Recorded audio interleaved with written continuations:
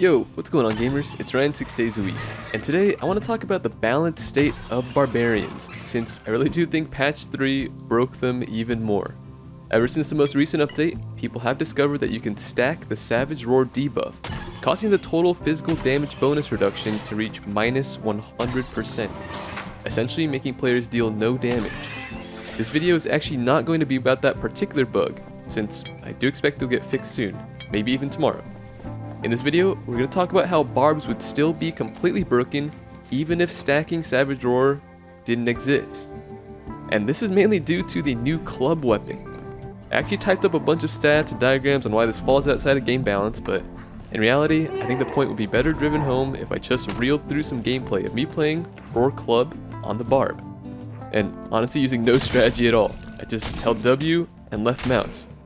The rest of this video is going to be commentary focused, and I will lightly share my thoughts as we watch these fights to better explain why I think both Savage Roar and the club are way too strong right now. Let's first get started with this plate fighter, or mostly plate fighter. Really pay attention to the health bar right here as they're landing these hits. I think that was 4 hits if I counted correctly, and we're still well above half HP. It's a little ridiculous. I'm sure maybe they had a hand hit or two, but that's still way too much, not even a close fight.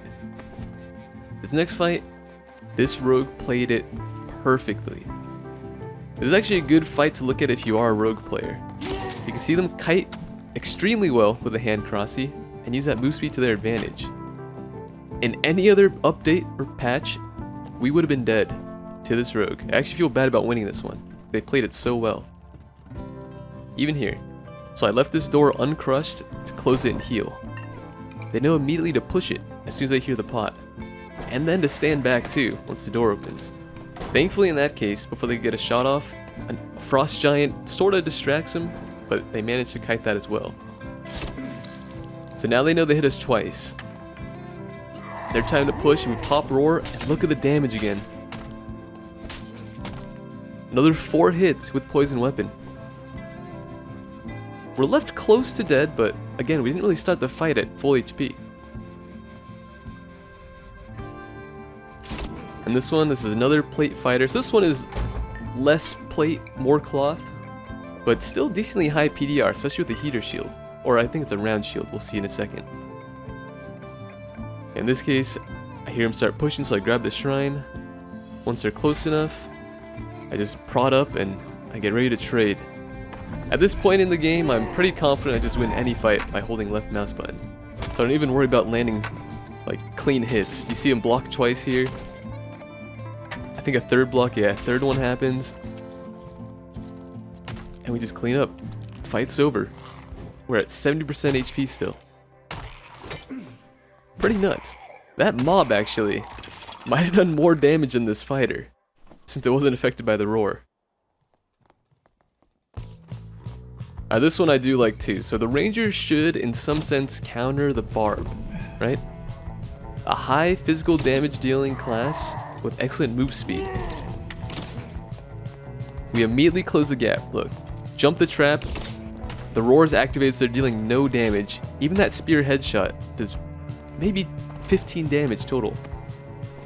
Also, I know it's not really the topic of this video, but the change to will and making it the magical interaction stat, that in some sense was also kind of a buff to Barbs that was unneeded. I was gonna med here, but again, statue gets used in like a second. In this case, the fighter did play this poorly, but I just want to use this clip to highlight how much damage this club outputs. The attack speed is just absurd on it. Most of those shots were leg shots too. Again, they played that fight pretty poorly, trying to fish a parry out, but just goes to show how much damage we output. This one's pretty funny. So even before we roar, we catch a hand shot there. Act like we're low, hit the roar, and then just kill him in 2 more hits. I think they were low. This fight ended a little bit too quick. Even though we are outputting a lot of damage, that one was a little bit too fast. Oh, this one I do feel bad about. We closed the door to make sure that they don't escape. And this one's a cleric here. They don't have any time to spell up before we close the gap. Again, just fishing for leg shots here. And this is where the armor pen really comes in handy. The slow-moving plate characters. But yeah, look at her health. Still above half HP. Tanking shots.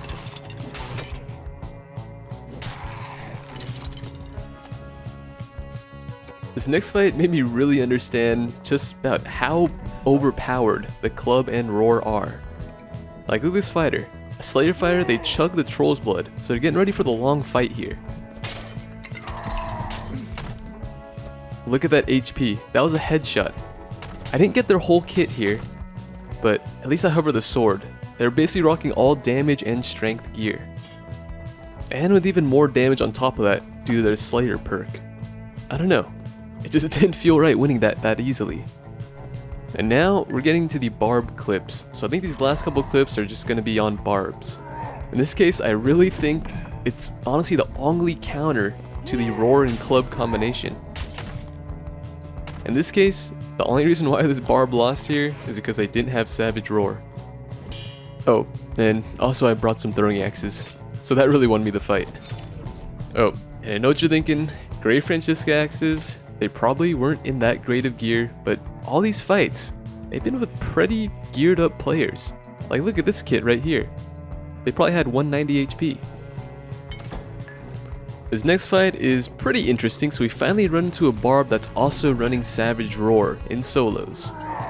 Again, we both pop our buffs here, or our debuffs to say. And they've done this before, so they know to wait off the debuff and charge in right after that happens. In this case, however, they do make a couple mistakes.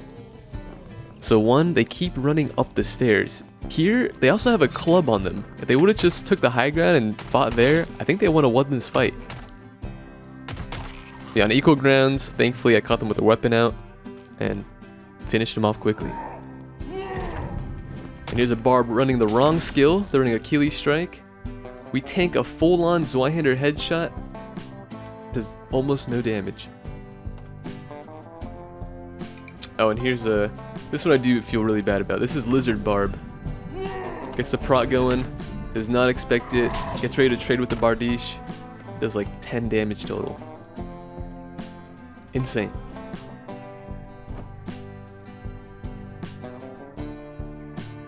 Alright, so in summary, I do think both the club and Savage Roar need some sort of nerfs.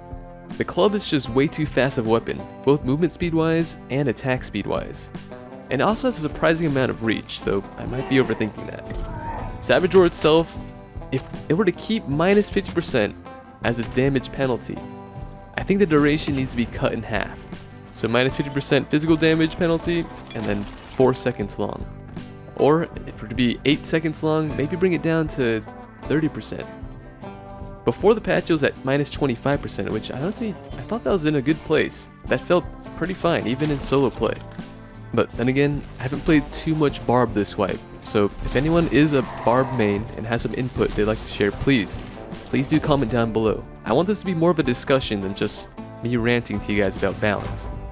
I actually didn't even want to release this video. I was getting some footage for guide videos and I noticed this problem.